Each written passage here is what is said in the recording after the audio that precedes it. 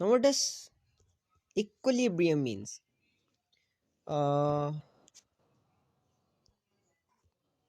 जब भी कोई object, whenever object is stationary, जब भी ऑब्जेक्ट कोई स्टेशनरी हो, मतलब that object is not moving, जो कि मूव ना कर रहा हो, and let's suppose that object is at rest, जो कि बिल्कुल मूव ना कर रहा हो, उससे हम कहते हैं कि वो इक्विलिब्रियम में। लेट्स सपोज आपने एक बोतल रखी डेस्क के ऊपर and it is not moving, कहीं मूव नहीं कर रही, so it means that the बोतल इज इन इक्विलिब्रियम। एक और एग्जांपल देता हूँ। लेट्स सपोज आपके पास एक कार है and your car is standing at a place, it means that your car is in equilibrium. Or if your car, if anything is moving at a constant speed in a straight line, ठीक है, वो भी हमारे पास equilibrium में आता है।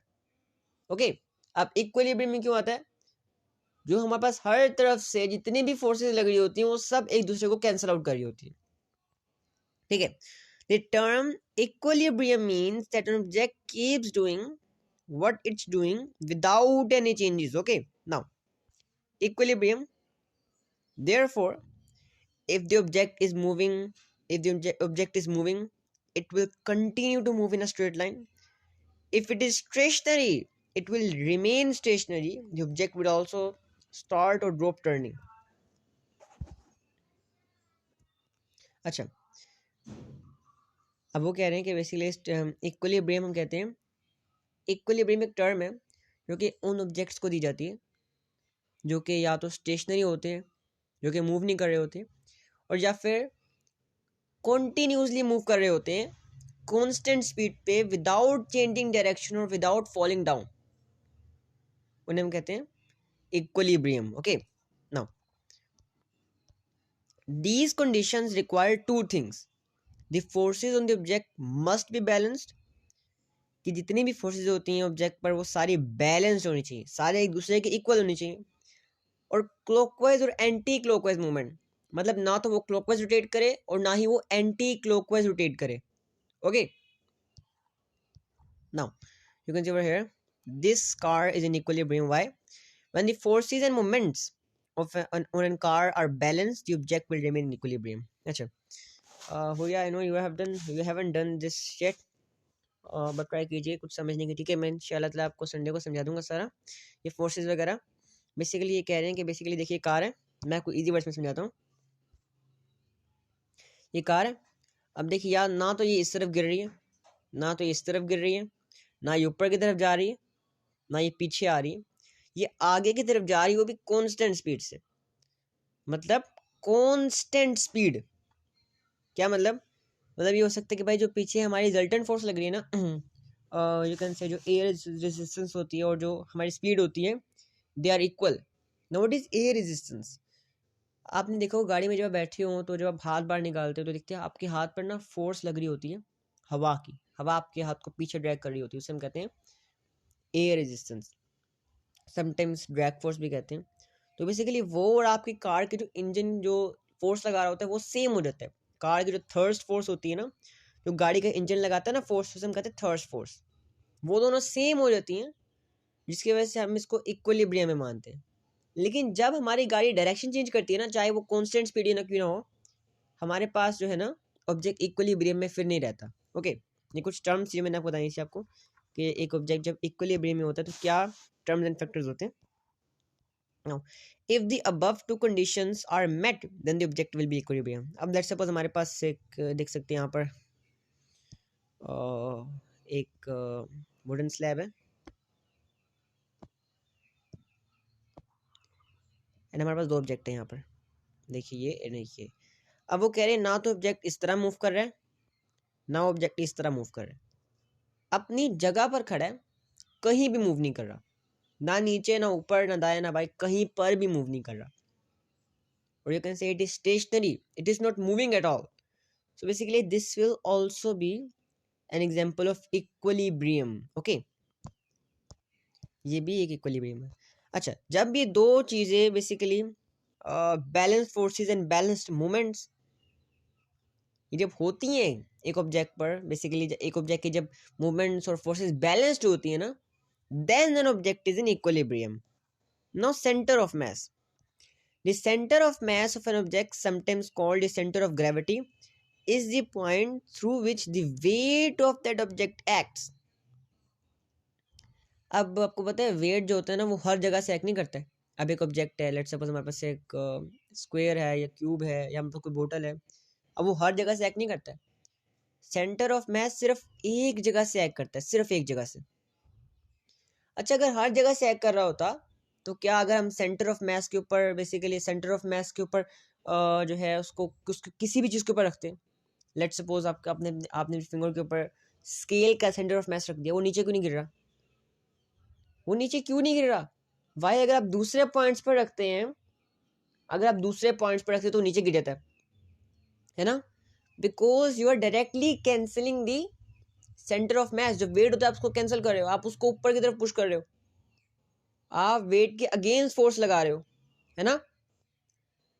तो इसे हम कहते हैं सेंटर ऑफ मास, जहां से सारा का सारा वेट एक्ट करता है एक ऑब्जेक्ट का.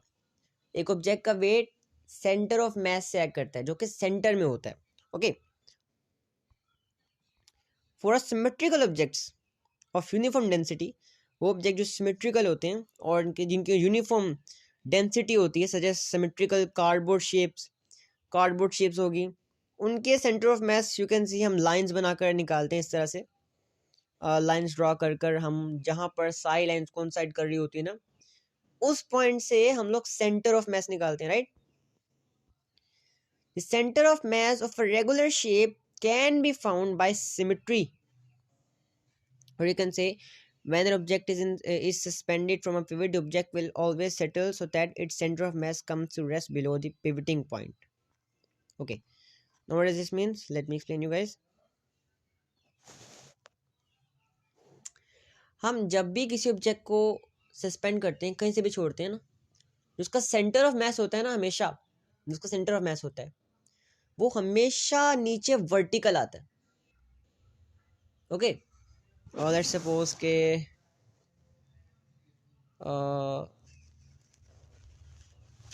आपके पास एक ट्राइंगल है इस तरह से, और यू कैन से, मैं बना देता हूँ पहले, एक मिनट रुकिएगा. एक ट्राइंगल है इस तरह से, ये तो अनस्टेबल है, एक मिनट रुकिएगा, मैं दोबारा बनाता हूँ सही तरीके से ना. Okay, just wait a minute. Like this, somewhat like this. तो अब देखिए इसका सेंटर ऑफ मास ये है.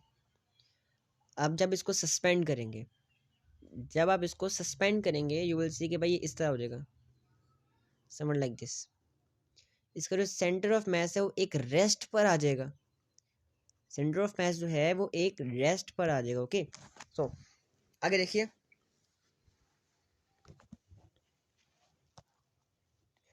This can be use to find centre of mass of an irregular shapes. अब इरेगुलर शेप का सेंटर ऑफ मास कैसे फाइंड करते हैं? ओके, लेट्स सपोज आपके पास ये ऑब्जेक्ट है.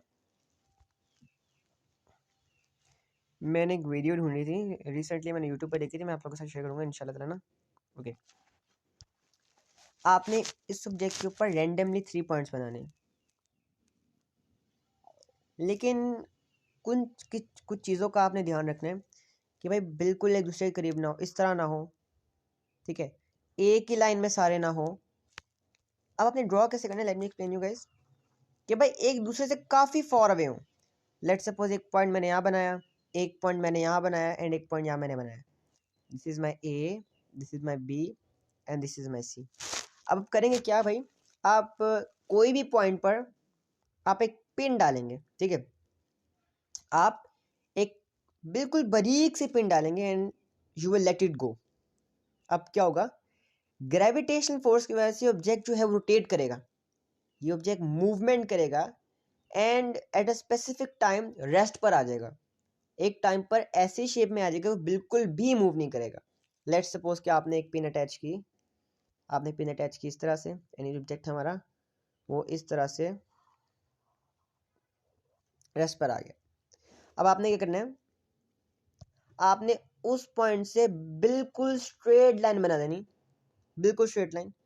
एंड देन आप जो है अपनी पिन अपने सेकंड पॉइंट से भी जो कि आपका ये पॉइंट है, इधर से आप पिन डालेंगे एंड इसको आप रिलीज करेंगे। ठीक है, लेट्स सपोज आपने पिन डाली एंड आपका जो बेसिकली जो ऑब्जेक्ट है वो इस तरह आएगा। ठीक है, आप क्या करेंगे भाई, वहां से ना आप बिल्कुल एक स्ट्रेट लाइन, इस तरह नहीं, बिल्कुल स्ट्रेट लाइन, सॉरी, बिल्कुल स्ट्रेट लाइन बना देंगे like this.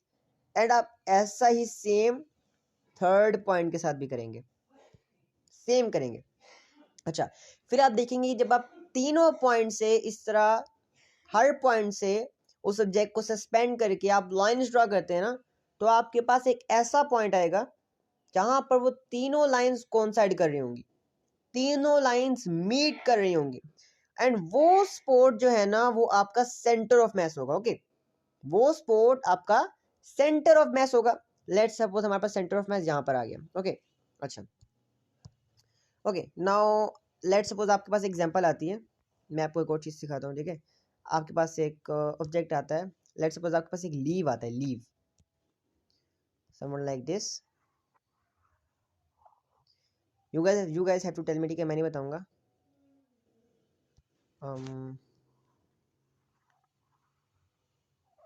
Like this. Okay, and आपको वो 3 पॉइंट्स देते हैं, या यू कैन से 4 पॉइंट्स आपको देते हैं, like this, here, over here, over here, wait a minute, over here and over here. Okay, अब देखिएगा, what do you guys think, आपको क्या लगता है, आपको क्या लगता है कि भाई हमारा सेंटर ऑफ मैस कहाँ पर होगा? ओके,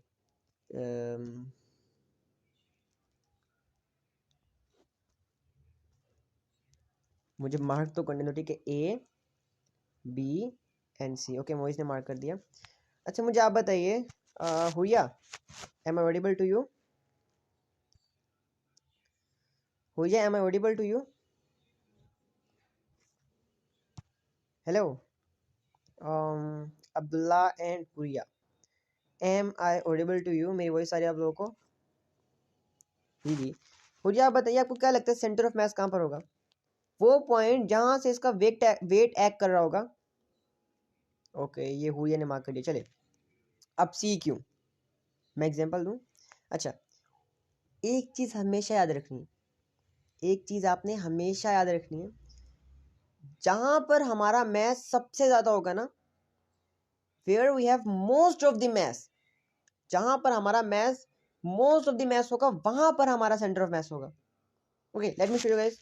अब देखिए, आप देखिए, मैं लाइक 3 सेक्टर्स में आता हूँ। अब्दुल्ला देखिए ना, नहीं अब्दुल्ला, हमारे पास आंसर सी आएगा।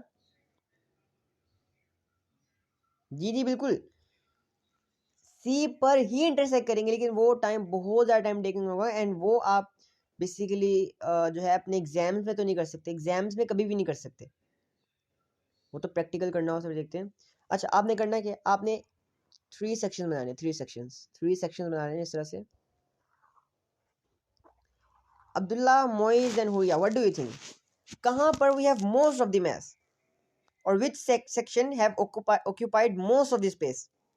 विच section, section A, section B, section C, just a minute.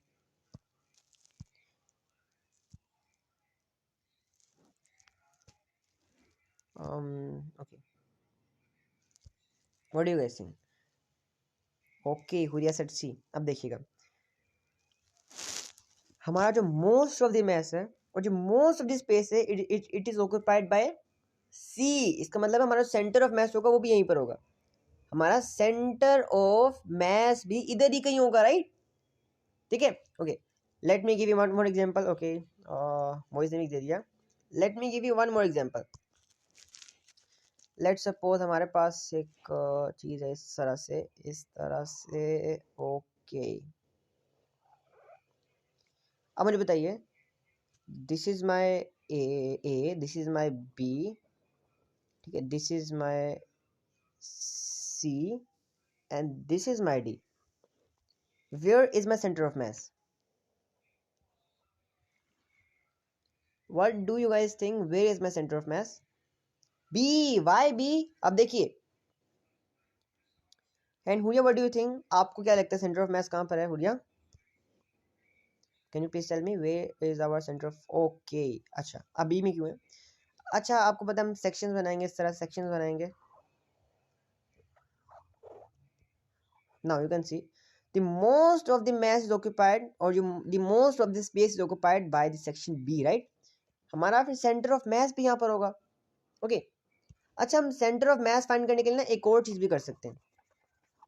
अब देखिएगा, अब आपको लेट सपोज इस तरह से ना बड़ा मुश्किल क्वेश्चन पूछ लूँगा, ठीक है ध्यान सुनिएगा. लेट सपोज आपके पास एक ये है इस तरह से, एंड एक और लाइन है आपके इस तरह से. Okay and you have a rectangle like this over here.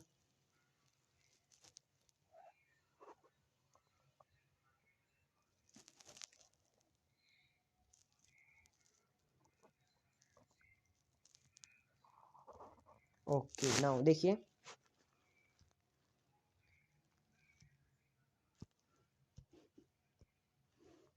okay now they have given you 4 points like this. अब इसमें हम वो नहीं देखेंगे भाई कि हमारा मैथ्स कहाँ पर ज़्यादा है. 3 पॉइंट्स दिए हैं ए, सॉरी मैं दिखाता हूँ दोबारा से, ए बी एंड सी. ना अगर वो आपसे कहते this object is toppling over, कि भाई ये गिर जाएगा जब इसको सस्पेंड करेंगे, ये गिर जाएगा. Where is our centre of mass, where is our center of mass? What do you guys think? Okay, everyone are saying C. अब चेक करते हैं. Okay, Abdullah is saying A. Okay, अब देखते हैं जरा.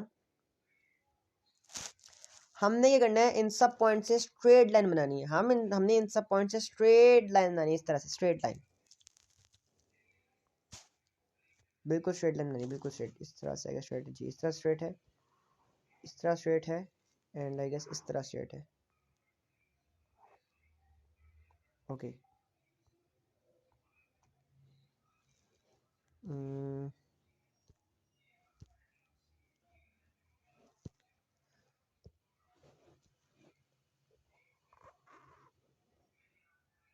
नाउ अब मुझे बताइए कौन सा पॉइंट है. अब वो कह रहे हैं कि भाई जो बॉक्स है ना, बेसिकली जो बॉक्स है ये गिर जाएगा, this will topple over. Okay there are everyone are seeing B. अब देखिएगा ये हमारा पिवट है, ठीक है ये हमारा पिवट है. ओके अच्छा लेट्स सपोज हम अपना सी सेंटर ऑफ मास लेते हैं. अब क्या हमारा जो सी है, क्या जो हमारा सी है वो इस पिवट को क्रॉस कर रहा है? नहीं, पिवट से काफ़ी दूर है. अगर हमारा सेंटर ऑफ मास वो अपनी ओरिजिनल पोजीशन पे आ जाएगा. एंड अगर हमारे पास बी है, बी, अब देखिए बी भी हमारे पिवट को क्रॉस नहीं कर रहा, ये भी वापस अपनी ओरिजिनल पोजीशन पे आ जाएगा. लेकिन अगर हम सेंटर ऑफ मास ए लेते हैं तो देखिए ये गिर जाएगा, इट विल टॉपल्स ओवर, है ना. इसका मतलब इस सब्जेक्ट में स्पेसिफिकली ऐसा नहीं होता कि भाई इतना ऊपर सेंटर ऑफ मास हो, कभी होता नहीं. Thank okay Moiz. लेकिन कभी कभी क्या होता है स्पेसिफिकली इस सब्जेक्ट के लिए हमारे पास सेंटर ऑफ मास ए है. भाई हो सकता है कि भाई सबसे ज़्यादा वेट उन्होंने इधर लगाया हो सकता है भाई यहाँ पर उन्होंने अच्छा खासा वेट रखा हो, है ना. तो इस सब्जेक्ट के लिए हमारे पास सेंटर ऑफ मास ए है. वाई? बिकॉज अगर ए होगा तभी टोपल ओवर करेगा, because the line of weight is crossing the pivot, है ना.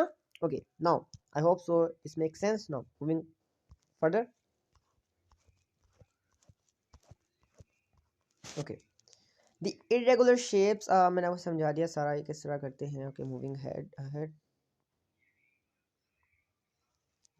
ओके अब स्टेबिलिटी देखिए. An object is stable when its center of mass lies above its base. ठीक है अब मैंने इजी कर दिया आप लोगों के लिए. If the center of mass does not lie above its base, then object will topple over. मैं आपको एक्सप्लेन करता हूँ.